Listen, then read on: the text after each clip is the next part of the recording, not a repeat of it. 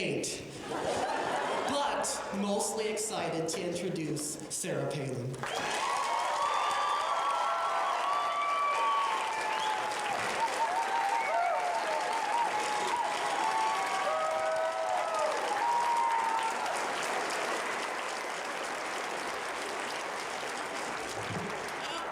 So much. I'm just so honored to get to be here. I cannot even tell you.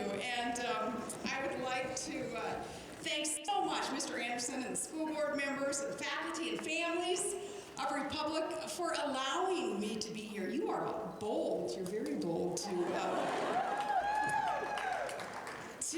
have extended the invitation. And congratulations to the Republic Tigers class of 2013. Congratulations.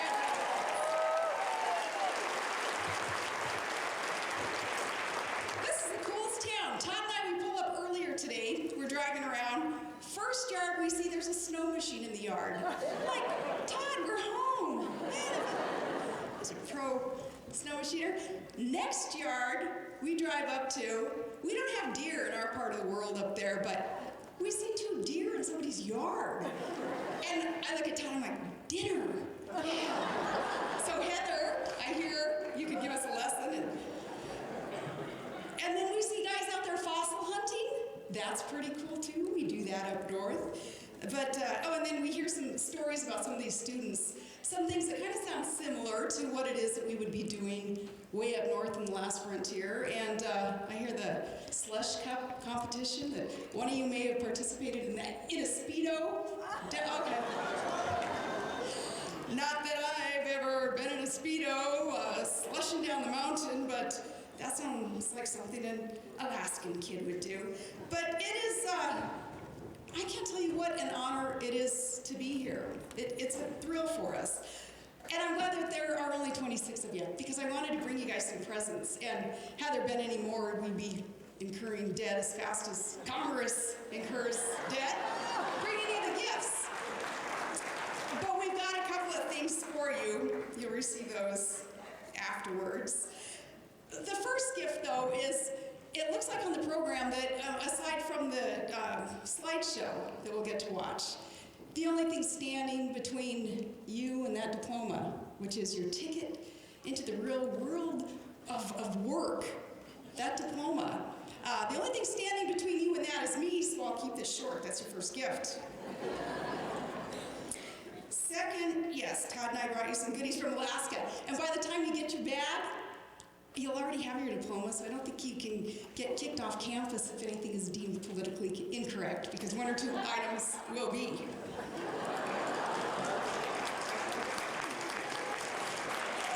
then finally for the students, another gift. They're gonna have to work for this one though.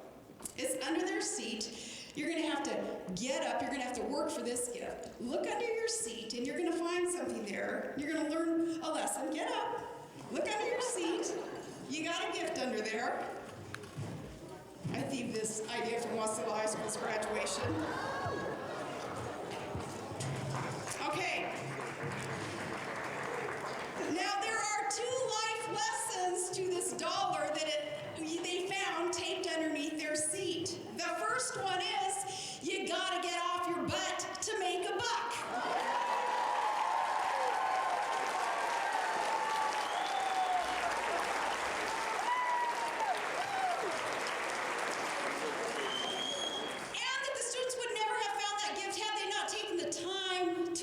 For it. And I want them to take this the right way, but I would hope that that's the last dollar that someone just hands them, just gives to them. Because anything that is worth getting in life, anything that they really want, it only comes with hard work.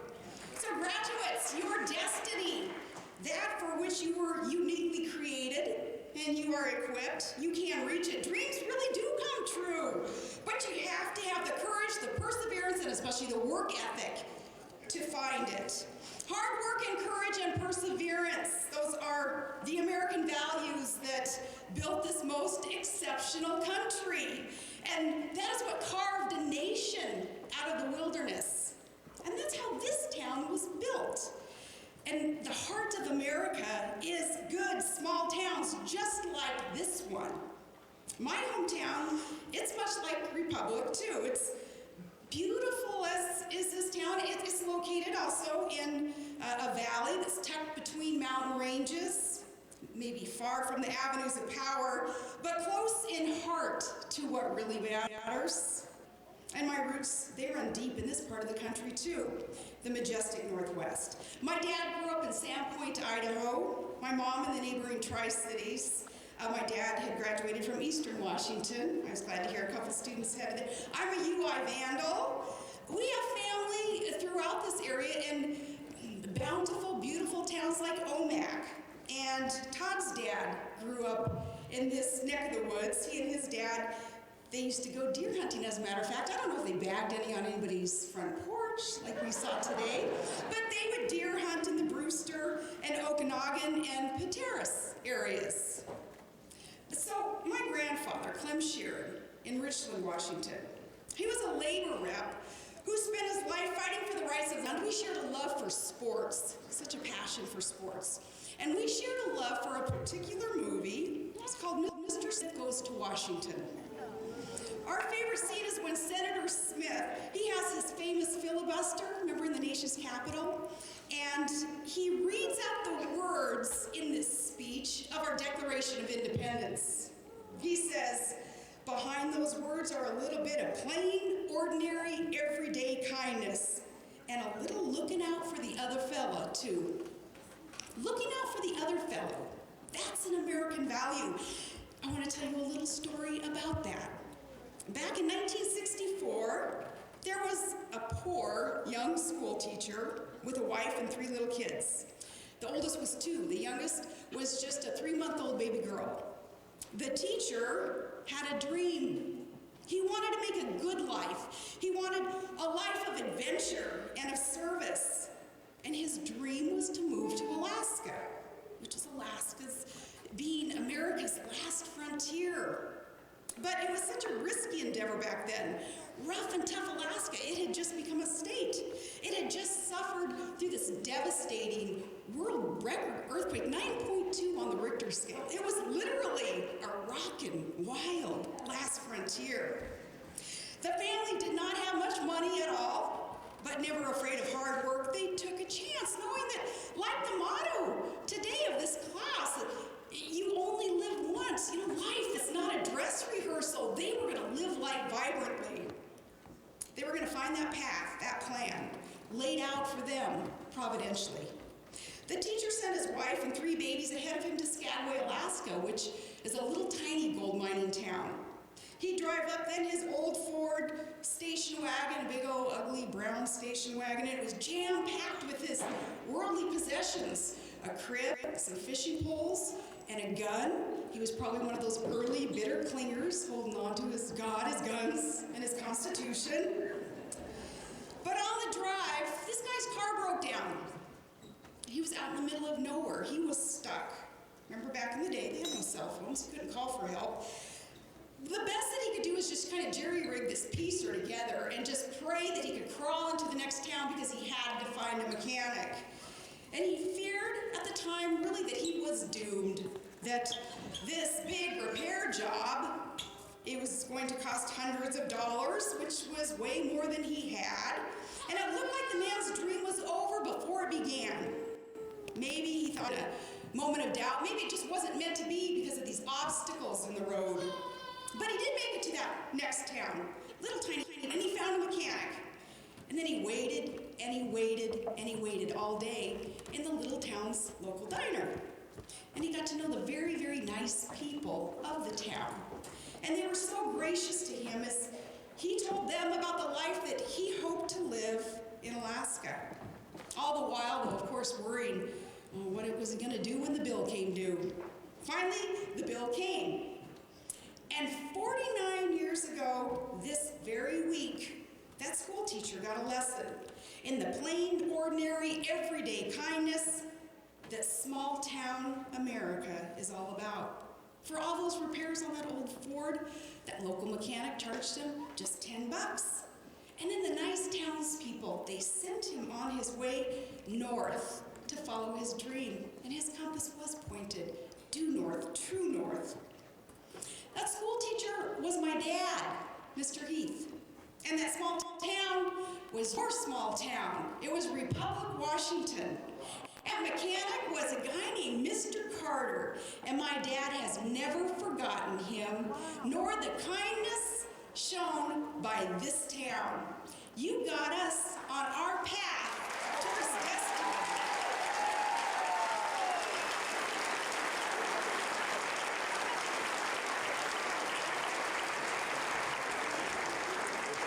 So, beginning many months ago, when a few invitations made their way to me, so I was traveling around the nation. I start hearing from this school. Thank you so much, Tyler, and your tenacity. And finally, an invitation with a very clever and enthusiastic internet picture of some of you asking if I could come here. I said, oh, yes, Tyler, yes. Republic, Washington, yes. It would be my pleasure to be here.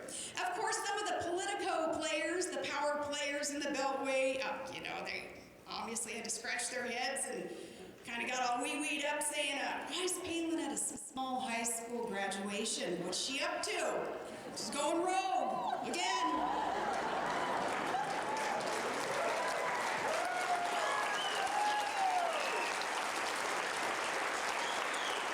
And then some of that obligatory, pretty snarky, big city newspaper blog stories, well, that started kind of cranking up and cranking out some ink that seemed to be written by some petty, troubled reporters who would belittle small-town America and those who wish to honor and respect what it is that you all stand for. That tisk-tisking from the rest of media. Well, it was expected because they just don't get it. I am here because this town is special. Shoot, I think your name is even providential, as significant as prophetic. I do. So this is my message to the high and mighty who would degrade the heart of America, and my message to you good folks. This town of Republic might be just a small corner of a great American republic, but it is big. It is big on the values that built this great country. Class of 2013, don't ever forget your Republic roots.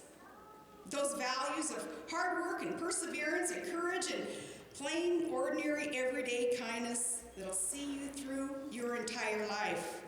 And obviously, you all embody those characteristics mentioned. And, I tried to follow some of those inside jokes you guys were all telling about Tyler getting caught in the Catholic Church and Walrus and some of the, but you can feel that bond, that friendship, that caring that these students can take with them and help spread to the rest of the community, to the rest of the state, to the rest of the nation, to the rest of the world. They learn that in small town America. Your town exemplifies all that is right about our great country.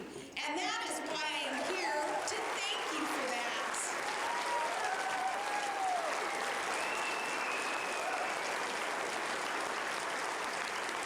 Hard work, perseverance, and courage, yes, they will sustain you as they have sustained our nation, and our future relies on these youth having those values. It's not government, and it's not the media that will sustain. Heck, the problem. These kids will be the solution. They will be the solution to what it is that our country faces in the future, in the coming months.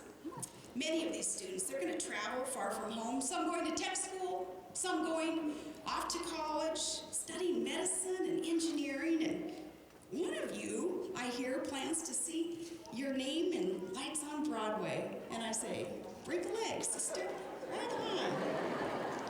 A couple will be joining the military to serve something greater than self, and I thank them for that.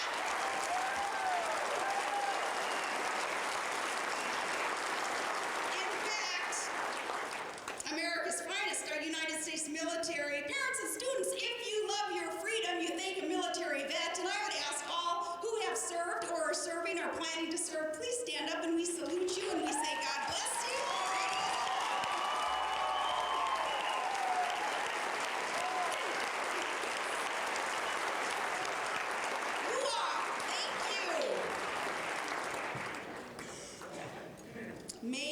the uniform with honor.